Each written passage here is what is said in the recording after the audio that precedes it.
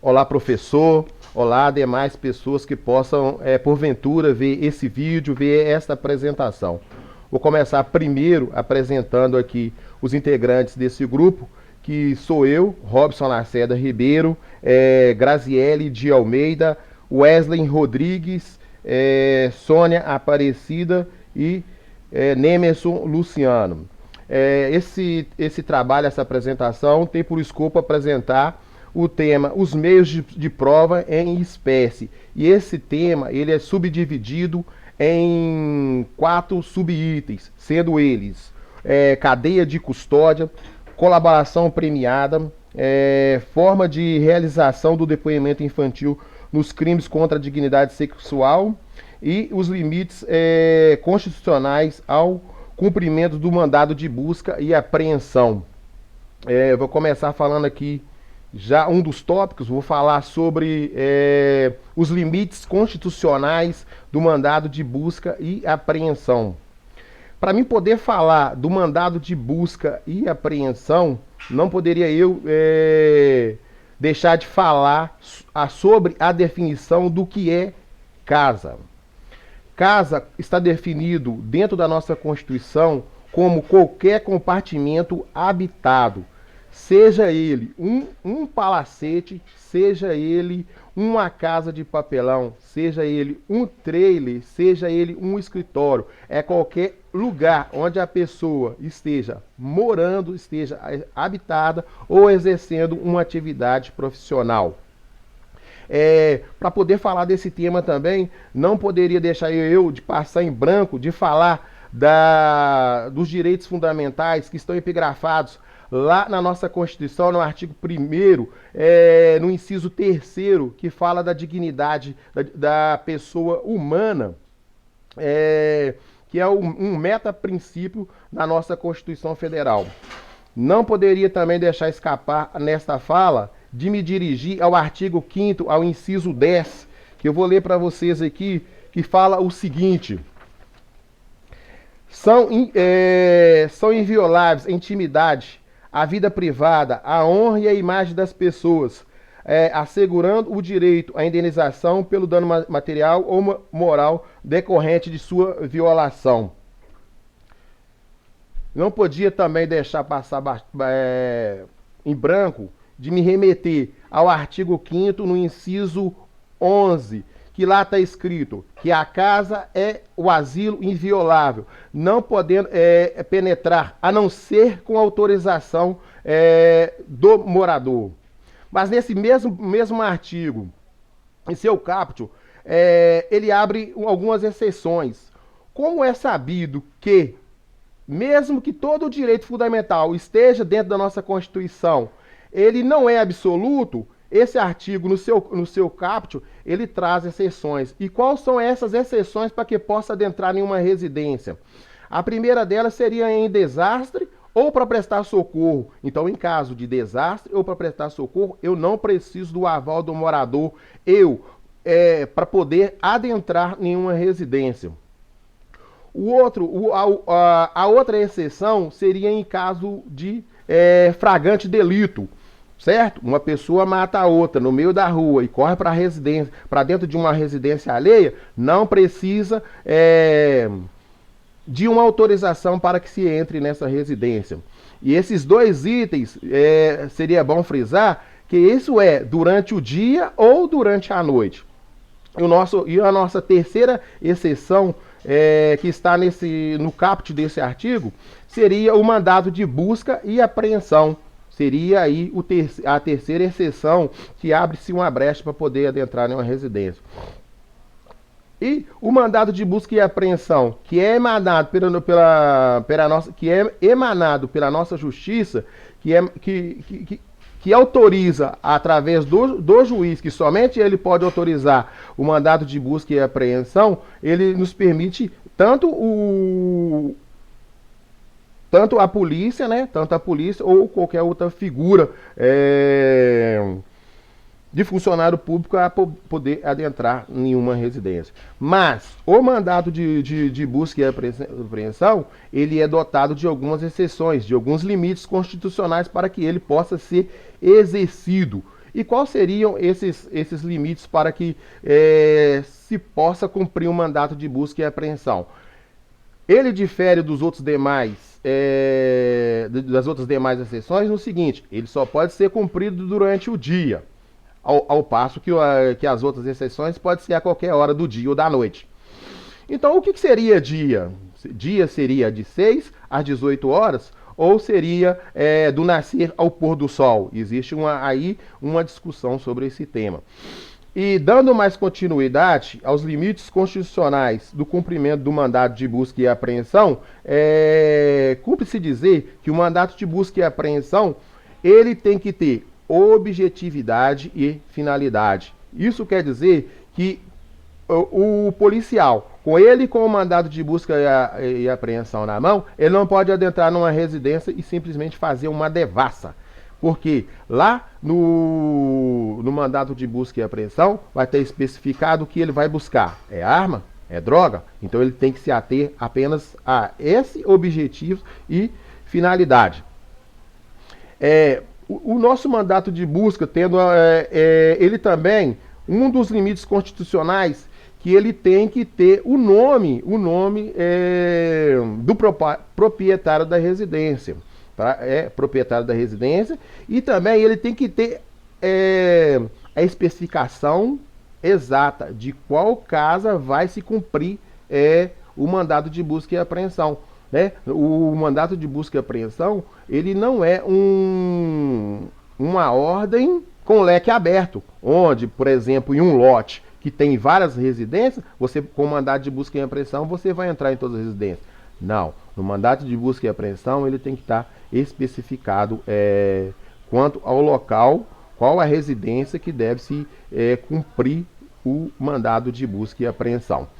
Meus amigos, agradeço a oportunidade, vou passar a palavra para a aluna Graziele dar continuidade ao nosso trabalho. Muito obrigado.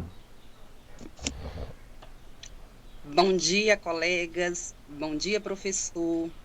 Então, né, estamos aí fazendo o trabalho de provas em espécie e eu vou falar da cadeia de custódia, que é um meio de prova, né, que está positivada no artigo 158-A do Código de Processo Penal. E esse mesmo artigo, ele traz aí o conceito, né, do que é cadeia de custódia. Então, né, ele diz que a cadeia de custódia é um conjunto de procedimentos, né, de como deve ser feito uma perícia. Ou seja, são todos os procedimentos para manter e documentar a história cronológica dos vestígios. Então, esse é o conceito, né, de cadeia de custódia e está aí prevista no mesmo artigo. E qual a sua finalidade? A finalidade da cadeia de custódia é rastrear a posse e o seu manuseio, né, que começa a partir do reconhecimento e vai até o seu descarte. E a lei 13964 de 2019, a chamada pacote anticrime, ela trouxe também inovações para esse artigo, né, indicando quais as possíveis contribuições, né, de possibilitar a produção ali probatória da prova, né, e as garantias constitucionais para esse artigo. E o legislador deixou também, né, expresso como que se inicia a cadeia de custódia, como dá início a essa cadeia de custódia. E isso está previsto no parágrafo 1º até ao parágrafo 3º. Então, no parágrafo 1º, tem aí, né, explicando como inicia a cadeia de custódia. No seu parágrafo 2º, explica como, né, reconhecer aquele elemento de prova. E no parágrafo 3º, tem aí, né, o agente que irá preservar o local, o agente, né, quem chegar ali primeiro, que irá preservar ali aquele elemento já encontrado. E também, né, o legislador deixou expresso no artigo 158-B, em seu inciso 1 ao 10, todas as etapas da cadeia de custódia. Então, aí está expresso como seguir, né, a cadeia, todo o procedimento, e eu vou falar aqui do 1 ao 10, né? O primeiro é o reconhecimento, né, que é o elemento potencial da prova. Então, ali, né, primeiramente, vai vir o reconhecimento. E no segundo, vai ser feito o isolamento, né, que é a preservação do local para ser feito a perícia policial, a perícia como é que fala? Criminal, enfim. E no terceiro vem a fixação, que é o detalhamento do caso, né, nos vestígios. Ali irá tirar foto, irá filmar, isso aí vai estar na fixação. E no quarto tem a coleta, né, que é o ato de recolher de forma preferencial o oficial, né, o perito oficial ali do caso. Ele irá, né, fazer essa coleta ali dos vestígios. E no quinto, o acondicionamento, né, que é acondicionar as embalagens, né, de vestígios, cada uma separadamente, individualmente. E no sexto, tem o transporte, né, que será transportado de um lado para o outro. E no inciso sétimo tem o recebimento, que é a transferência de posse. E essa transferência, né, será entregue e será documentada. Então tem que ser registrado ali quando for feito aquela transferência. E no oitavo vem o processamento, que é o exame em si, né? É onde vai ser feito ali o exame pericial em si. E no nono temos o armazenamento, que é onde fica armazenado, né? É tudo que foi colhido, tudo que foi coletado. E por final temos, né, o descarte, né? Onde vai ser feita aquela deliberação, vai ser descartado tudo aquilo ali, e isso será feito, né, por prova, por ordem judicial. E, por final, gente, né, temos o órgão responsável por detalhar de forma, né, a ser cumprido aí, que é o órgão central de perícia oficial de natureza criminal. Então, né, todo o instituto aí, né, tem a central de custódia, né, que fica ali responsável por resguardar, né, proteger ali aquelas provas, né, para que seja protegida ali.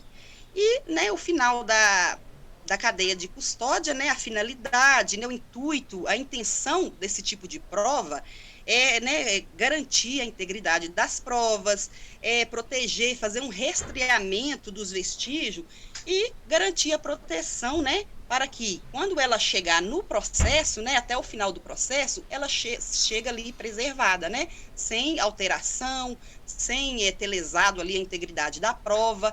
Então, essa é a finalidade da cadeia de custódia, sendo como, né, meios de prova aí em um processo. Então, a minha fala... E agora eu irei passar para o meu colega Wesley, que irá prosseguir, né, com o trabalho, e agradeço a todos. Obrigada. Bom dia, meus caros amigos aí, Robson, Grazi, Sônia, o Nemerson. E boa tarde, bom dia ou boa noite para o professor, a depender da hora que ele for ver aí o vídeo, né? E ficou a minha incumbência aqui de falar sobre colaboração premiada. Então, vamos lá. A colaboração premiada, ela não é um instituto novo, ela já é um instituto que já vem há muitos anos no nosso ordenamento jurídico, mas ela trouxe mais à vista para todos nós quando foi visto sobre a Lava Jato. Então todo mundo ficou naquele, sabendo o que era aquilo, era um instituto novo, é um instituto antigo, mas é um instituto muito antigo. Então vale ressaltar que agora, por ele ser uma coisa muito antiga, ela está dentro de várias leis, ou seja, ela está dentro da lei 11.343, que é a lei de drogas, ela está na lei 12.850, que é a lei de organizações criminosas. Então esse instituto ela vai impulsionando essas leis para que nós aqui, cidadãos consiga entender como funciona essa cadeia aí de colaboração ou delação premiada. No caso, vale iniciar aqui essa própria diferença mesmo de o que é delação e o que é colaboração premiada. Então, a diferença aqui, vamos falar que a delação premiada, o acusado, ele apontará um terceiro ou um partícipe do delito. Ele pode assumir ou não, mas ele vai ter que apontar uma terceira. Essa é a delação. Já na colaboração premiada, a pessoa reconhece que praticou o delito conjuntamente com o outro, né? Ou prestou auxílio também no caso, e no caso vai fazer isso tudo aos órgãos públicos para esclarecer como aconteceu os fatos e apontar os coautores, os partícipes e tudo que teve dentro daquele crime.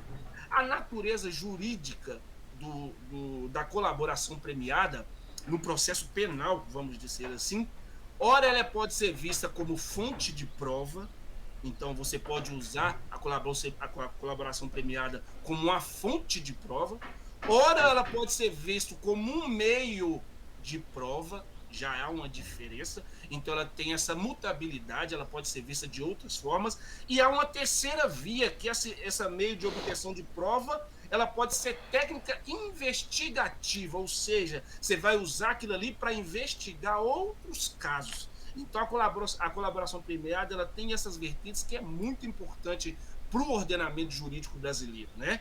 Em linhas gerais, o acordo de colaboração premiada pode ser firmado entre o delegado, o Ministério Público, o seu investigado e o seu defensor, o seu advogado, que seja.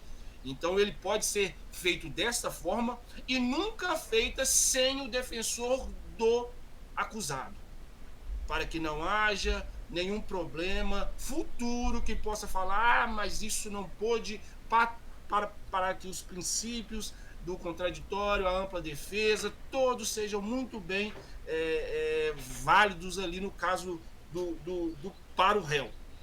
Vale destacar também a figura do juiz como fica o juiz aí, porque eu acabei de falar que era uma junção entre o Ministério Público e o delegado de polícia, e do outro lado você tem o réu e o seu defensor. Mas o juiz como fica nessa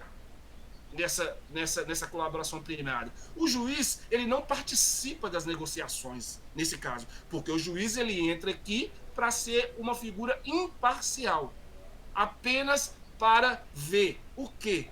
Verificar qualquer eventual regularidade na legalidade, ou seja, se tudo aquilo que está sendo feito ali dentro dessa colaboração premiada é legal, está dentro do nosso ordenamento jurídico, não tem nada ferindo a Constituição ou ferindo alguma dessas leis que eu citei outrora acima, ou se é voluntariedade, ou seja, é voluntário, porque a colaboração premiada exige que seja voluntário. Eu não posso imputar a pessoa, obrigar a pessoa, coagir a pessoa que ela possa prestar colaboração premiada. Não pode. Então o juiz está ali para verificar isso, para perguntar perguntar como que está acontecendo, como que foi feito, se tudo aquilo é feito de forma voluntária, e também garantir a colaboração, que tudo esteja irregular para o benefício do réu.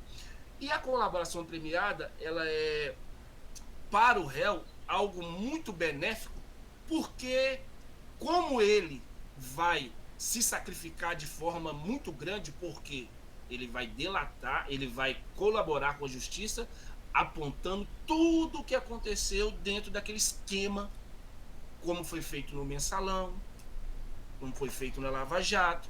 Várias pessoas ali participaram e tiveram este instituto para ele. Então, no caso, ele usava aquilo ali, ele falava como funciona, como é que funcionava. Então, no caso, nós pagávamos para esse, para aquele, mensalmente era pago isso, mensalmente era pagado aquilo. Então, vai destacar que, em regra, para valer a colaboração premiada, ela tem que ser voluntária e efetiva. Bem como ela tem que o quê? Você tem que ser voluntária, mas aquele voluntário tem que causar alguma efetividade para o sistema, porque adianta você realmente, voluntariamente falar tudo, mas aquilo não ser eficaz para nada do processo. Ou seja, eu não consegui o bem eu não consegui nenhum dinheiro, eu não consegui nada daquilo que você disse. Então, pro Estado, não tem nada a ver, não é necessário. Para que essa colaboração premiada, você ou o réu que esteja se beneficiando dela, tem que ter alguma efetividade. Se não houver, dificilmente a colaboração premiada vai ser efetiva para ele. Além disso, a lei prevê casos que a efetividade na identificação dos coautores, dos partícipes, de tudo como é que funciona a organização ali, a revelação de diversas tarefas da organização, a recuperação dos proveitos, isso é muito importante. Então, ou seja, você conseguiu, você delatou, mas e dessa delação houve a recuperação de vários proveitos. Então, a Lava Jato, ela teve uma recuperação de valores que foram perdidos, que o Estado perdeu. E vale destacar também que, em regra, para valer essa colaboração premiada, ela tem que ser voluntária e efetiva, deixando bem frisado isso. Dessa forma, o acordo deve ter alguns requisitos formais, que poderão ser propostos ou desfeitos a qualquer momento, até mesmo na execução da pena de qualquer uma das partes. Considerações finais aqui, para não ficar muito delonga. Fica demonstrado que a colaboração premiada ainda tem muitas controvérsias no meio jurídico. Então, algumas pessoas são a favor dessa colaboração premiada, algumas pessoas acham que estão fomentando as pessoas a cometerem delito, porque elas sabem que já tem uma colaboração premiada ali, então eu vou cometer um delito, vou destinar uma parte desse delito para entregar para o Estado e ficar com a parte. Então, há muita controvérsia ainda nesse instituto, que alguns juristas acreditam que sim, alguns juristas acreditam que não. Contudo, ainda pode ser um meio efetivo de desarticulação de organizações criminosas ainda. E o enfrentamento de crimes, como pode ser visto no Brasil, no caso do mensalão, no caso das rachadinhas aí, no caso de algumas coisas que os políticos nas empreiteiras envolveram ali nesse esquema de pagamento mensal de propina, em que houve a desarticulação ali pela Polícia Federal, onde teve, né, a elucidação dos casos desses crimes. Por fim, eu encerro a minha fala aqui com uma citação de Guilherme Nucci. Abro aspas. Parece-nos que a colaboração premiada é um mal necessário, pois o bem maior a ser tutelado é o Estado democrático de direito. Muito obrigado a todos. Deixo aqui a minha imensa alegria de participar com vocês aí desse trabalho. Professor, muito obrigado pela oportunidade e passo aqui agora para a nossa querida e ilustríssima amiga Sônia. Obrigado a todos. Esse ilustríssimo aí, né? Por sua conta. Bom dia a todos, né? Bom dia, professor, bom dia, colegas. Então, a mim cabe falar a respeito das formas de realização do depoimento infantil nos crimes contra a dignidade sexual, que é bastante coisa. Eu estava lendo sobre o assunto, muita coisa interessante. E eu vou começar primeiro falando do depoimento de uma forma geral, né? Como assim se iniciou no nosso ordenamento. Então, o artigo 185 do Código do Processo Penal, ele traz as condições, né, para o depoimento, mas, de uma forma geral, não aborda a questão do depoimento infantil. No artigo 192, né, já fala a respeito do depoimento do surdo-mudo, quer dizer, já dá uma atenção a uma situação específica. O artigo 193 fala do depoimento do estrangeiro. A gente vai vendo que a cada artigo eles vão abordando uma situação específica, né? O artigo 202 fala que toda pessoa poderá ser testemunha. Bom, aí a criança é elevada, né, status de adulto, né? Não se considera que a criança não pode ser tratada como um adulto. O artigo 208 desobriga esses menores, bem como doentes mentais, né, daquele juramento que é exigido lá no artigo 203, que a pessoa tem que jurar dizer a verdade, em que se qualifica o depoente, etc. Né? Por fim, o artigo 201, né, parágrafo 5º, todos aí do Código do Processo Penal, ele possibilita à vítima um atendimento multidisciplinar, né, nas áreas psicossocial, da assistência jurídica, assistência à saúde, às custas do defensor ou do Estado, mas com um detalhe, né, a critério do juiz. Quer dizer que ainda atribui para o juiz a capacidade, a obrigatoriedade de saber de psicologia, né? Então, será que todo juiz é psicólogo para saber se a vítima precisa ou não desse atendimento, né? Então, todos esses dispositivos que eu citei, né, aí do Código de Processo Penal, eles tratam de forma geral do depoimento. Não se atenta especificamente aí, né, mais detalhadamente para o depoimento infantil, né, da criança e adolescente vítima aí desses crimes. O depoimento especial, né, que surgiu com o nome de depoimento sem dano, foi criado por um desembargador do Rio Grande do Sul, né, do TJ do Rio Grande do Sul, que é José Antônio Daltoé César, e que esse desembargador que pensou no assunto e se preocupou, né, com o depoimento da criança que é vítima ou testemunha, né, da violência sexual. E aí, a lei, né, 13.431 de 2017 é que veio realmente instituir, ela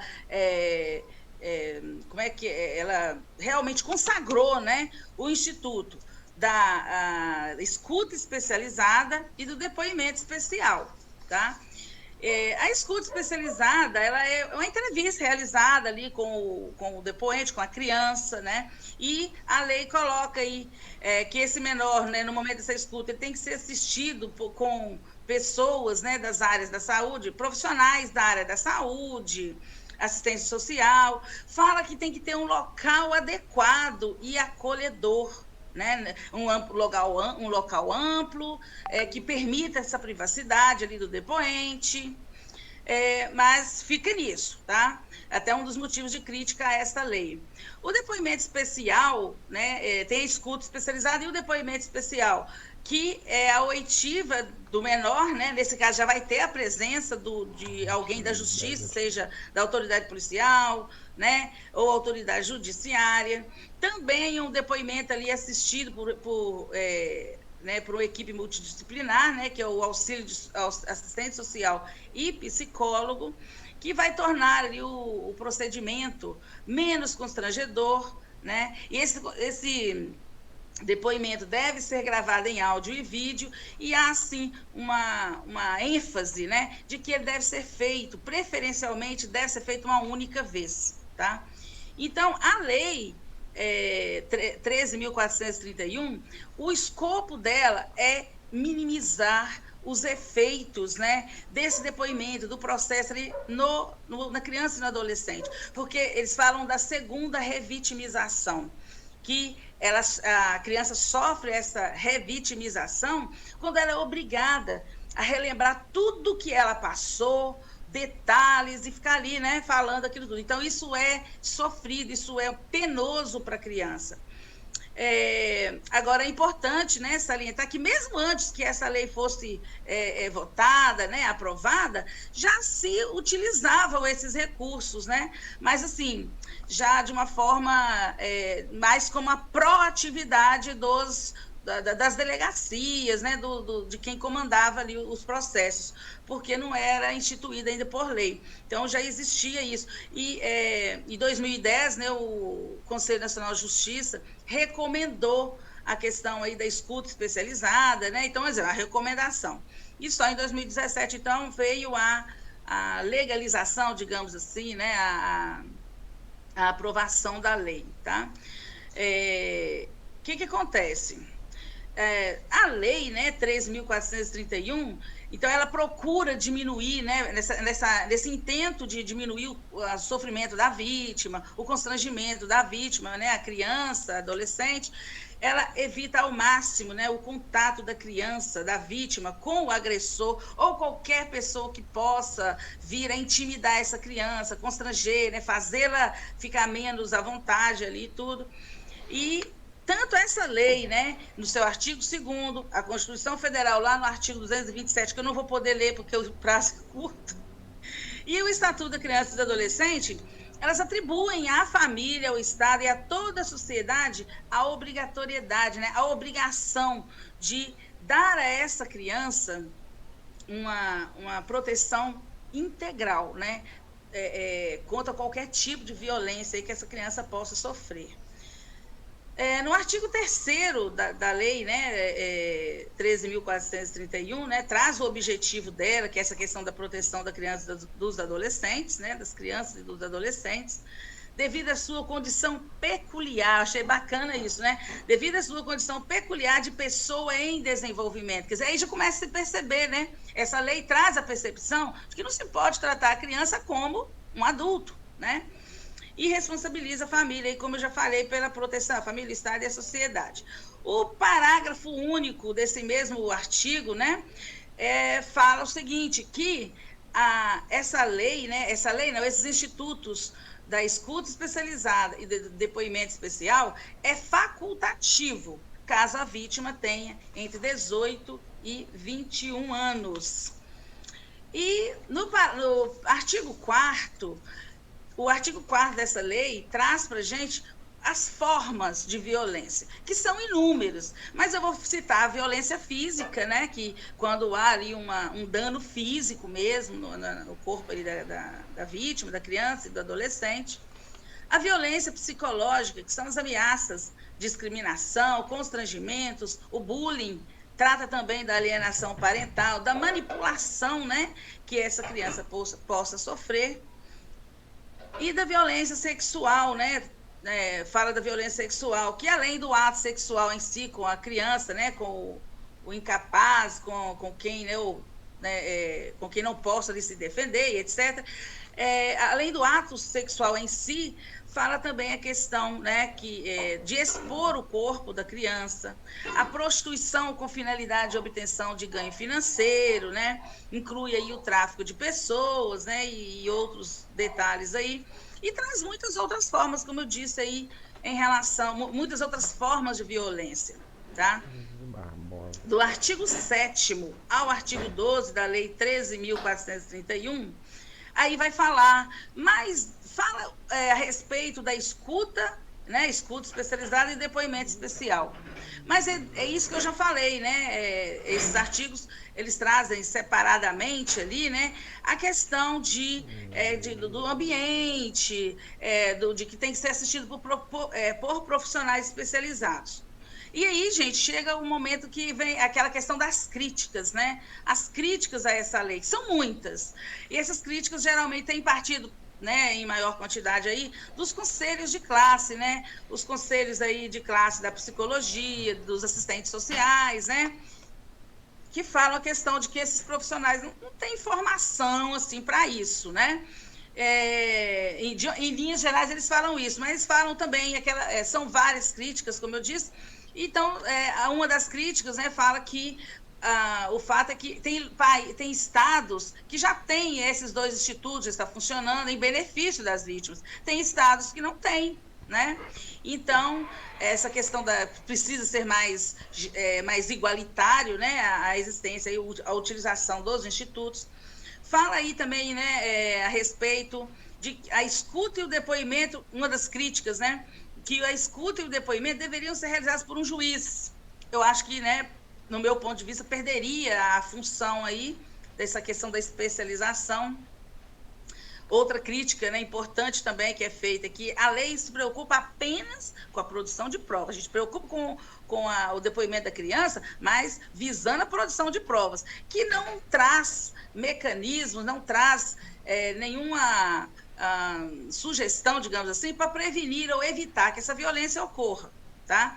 E a última crítica que eu vou mencionar, que são muitas, é que a lei não fala do abandono, da negligência, do trabalho infantil, a lei não aborda essas coisas.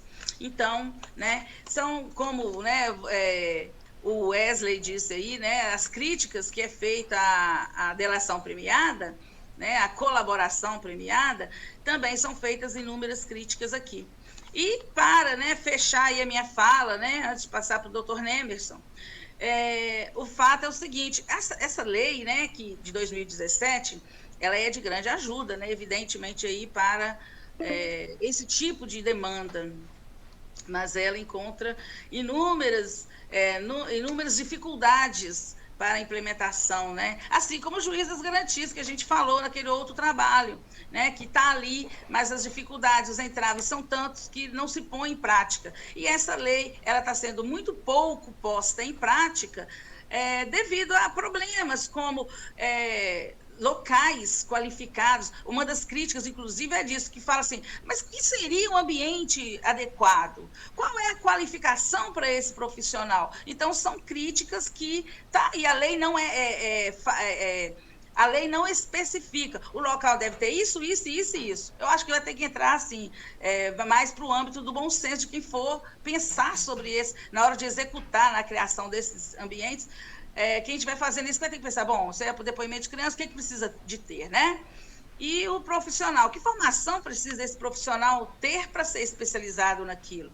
Os psicólogos, né, têm as queixas deles. Então, esses detalhes aí, esses entraves é que impedem que essa lei cumpra, né, que ela tenha uma efetividade, que ela cumpra o seu papel, tá? Então, e além disso, né, que se a gente tivesse mais tempo, quem poderia dar um depoimento bacana para a gente seria o doutor Robson, que ele está aí, né, trabalhando na área, e é uma outra fala também, que as delegacias, a grande maioria, não estão aptas a realizar esses procedimentos, quer dizer, não vão ter essa estrutura que é exigida, e às vezes, até mesmo tendo alguma condição, essas delegacias não estão realizando isso. Então, né, é a minha fala aí, né, é um assunto muito interessante, eu gostei muito do tema e agradeço a oportunidade também, né? E vou passar neste momento a minha fala para o senhor, né, o doutor Nemerson, para finalizar aí a nossa apresentação. Obrigada, gente. Bom dia, caros colegas, futuros doutores, juízes, promotores, grandes advogados.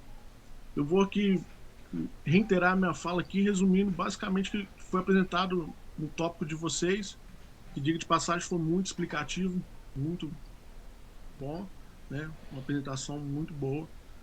Então, dentro de que tudo foi mencionado por vocês, podemos dizer que na busca da verdade real e consequente apuração do fato criminoso de sua autoria, a prova é um elemento indispensável que pode ser utilizado direto ou indiretamente para demonstrar o que for alegado no processo.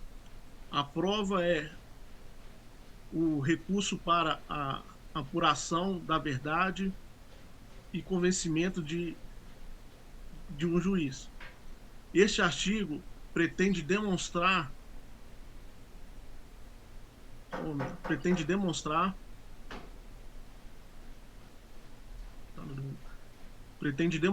os meios de provas previstos no ordenamento brasileiro e suas qualificações, bem como os princípios ligados ao tema e seus dispositivos legais, demonstrando a prova em aspecto técnico do processo, produzida na fase inicial sob o âmbito do contraditório e a ampla defesa, ou na fase investigatória e sua evolução no direito brasileiro. Um momento.